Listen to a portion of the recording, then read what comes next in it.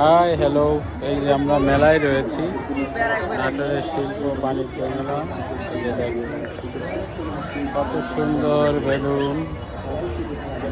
এখন কিন্তু মেলায় আজকে অনেক ফাঁকা, কারণ প্রচণ্ড গরম হওয়ার কারণে অনেক ফাঁকা রয়েছে মেলাতে, লোকজনও কম। আর তারপরে এখানে যেসব জিনিস মানুষ কিনবে তার ডাবল দাম, যার কারণে অনেকেই কিনছে না, শুধু ঘুরছেই।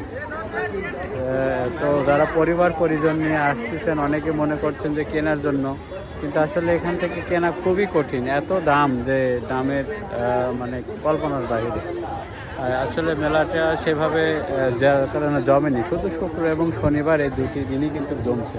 দেখেন মেলায় লোকজন কত ফাঁকা, লোকজন খুবই কম রয়েছে লোকজন, এবং আমরা ওই পাশটাতে তাই দেখলাম। সকলকেই ধন্যবাদ।